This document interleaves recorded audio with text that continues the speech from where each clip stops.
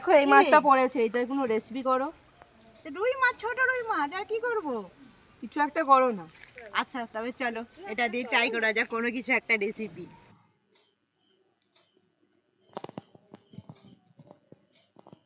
নমস্কার বন্ধুরা, অপর্ণা মমস কিচেনে আপনাদের সবাইকে স্বাগত জানাই।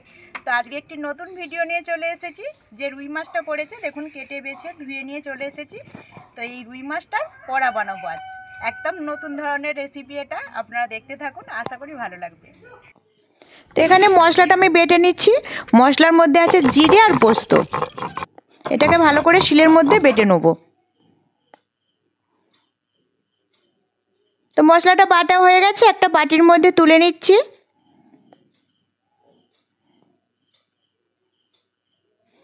এদিকে অনান ধরে গেছে, অনানের মধ্যে নেটটা বসিয়ে দিয়েছি। কলা পাতার মধ্যে তেল লাগিয়ে ভালো করে একটু কলা পাতাগুলো সেঁকে নিচ্ছি,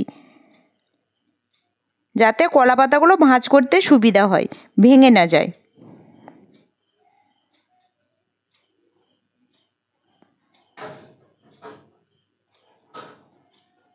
মাছের মধ্যে পরিমাণ মতো নুন,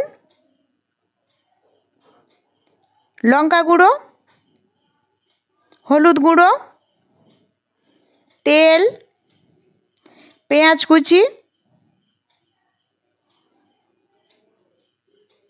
টমেটো কুচি, মশলার বাটাটা সব কিছু দিয়ে ভালো করে মাছের সাথে মশলাটা মাখিয়ে নেব।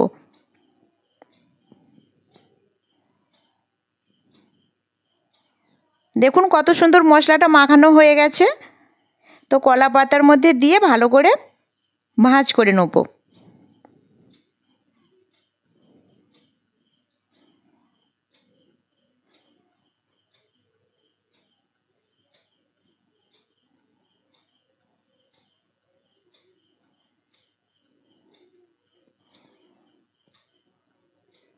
তো অনানের নেটের ওপরে এই কলা পাতার মাছের ভেতরে যে মোড়া কলা পাতাটা বসিয়ে দিচ্ছি।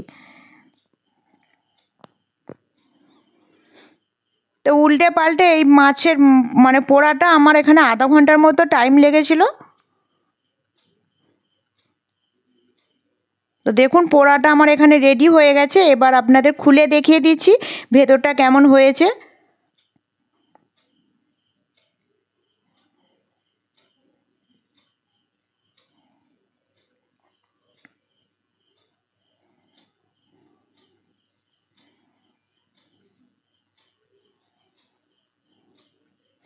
খুবই গরম লাগছিল, সঙ্গে সঙ্গে তো একটু ঠান্ডা হলে ভালো হতো।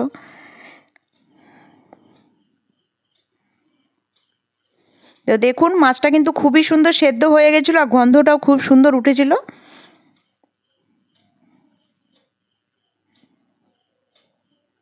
তো চলুন এবার খাওয়া যাক।